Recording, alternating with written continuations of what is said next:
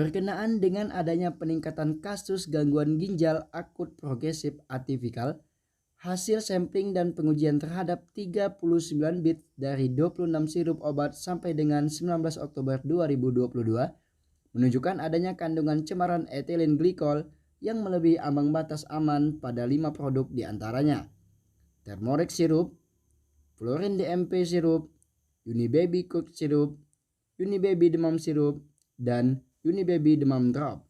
Penasehat Ikatan Apoteker Indonesia atau IAI sekaligus Kepala Instalasi Farmasi Kabupaten Ogan Komering Ulu, Haji Dr. Andes Mustafa Kamal APT MKM menyarankan agar berhati-hati menggunakan obat bebas dan obat bebas terbatas dalam bentuk sirup. Diharapkan agar bersabar menunggu press release dari Kementerian Kesehatan Republik Indonesia. Kita seperti kita sudah ketahui ya, Badan POM sudah merilis hasil pengujian terhadap sediaan cair sirup dari 39 batch dan 26 macam sirup, dan ada 5 item yang diduga tercemar ya oleh etilen glikol. Setelah hasil ini tentu mungkin nama-namanya bisa saya sebutkan: Thermorex sirup, Florin DMP sirup, Unibaby Cook sirup, Unibaby demam sirup, dan Unibaby demam drop.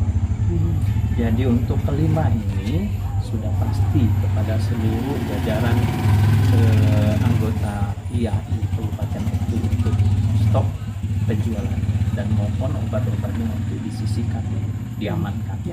Tidak dijual untuk kelima macam ini.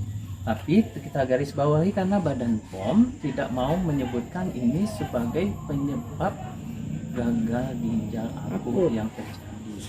Ya, karena banyak penyebab yang menyebabkan gagal ginjal akut ini. Atau bukan satu-satu penyebab itu. Jadi kalau Badan POM saja tidak menyimpulkan itu penyebab sebagai penyebab utama gagal ginjal, ya kita harus mengikut. Ya, tapi tetap itu karena sudah ditemukan cemaran itu disisihkan, dan kepada seluruh jajaran profesi apoteker di Kabupaten Oku mohon disisihkan dulu, tidak untuk digunakan. Jadi seperti apa? Kalau menurut saya ini kan yang tidak bisa menyebabkan gagal ginjal akut itu EG dan etilen glikol dan dietilen glikol. Nah, ini kalau unsur kesengajaan tidak ada ya, tidak ada, karena Badan POM itu sangat ketat untuk urusan satu ini.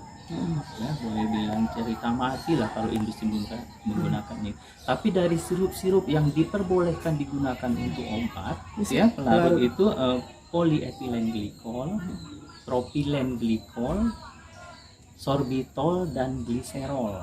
Nah itu pelarut yang aman digunakan untuk sirup-sirup.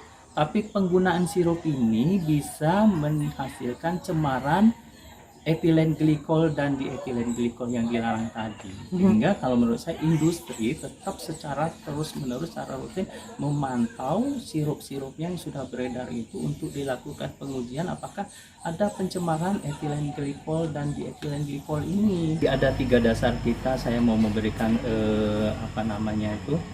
gambarannya. Ada 3 organisasi besar yang sudah membuat pernyataan. Pertama itu dari Badan POM yang menyatakan bahwa penyebab utama gagal ginjal ini bukan dari etilen glikol saja, belum bisa disimpulkan.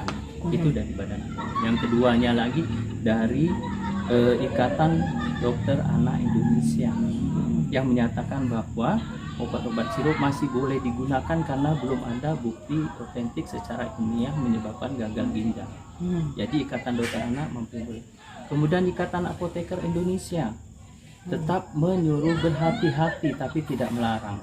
Menyuruh berhati-hati dan berkoordinasi dengan dokter.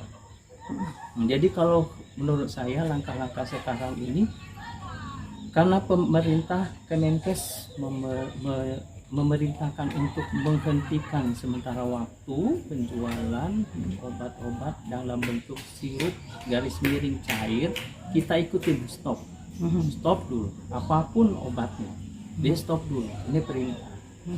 Tapi apakah orang tidak boleh, anak-anak tidak boleh menggunakan terus obat dia flu, batuk, demam tidak bisa menggunakan obat, bisa, tapi dalam bentuk tablet dulu.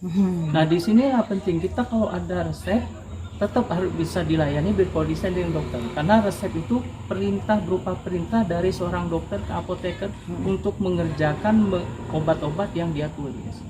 Jadi kalau dia tulis resep, apoteker saya kira tetap harus mengerjakan. Tapi untuk obat bebas, stop dulu obat cair ini dan kita gunakan obat yang tablet.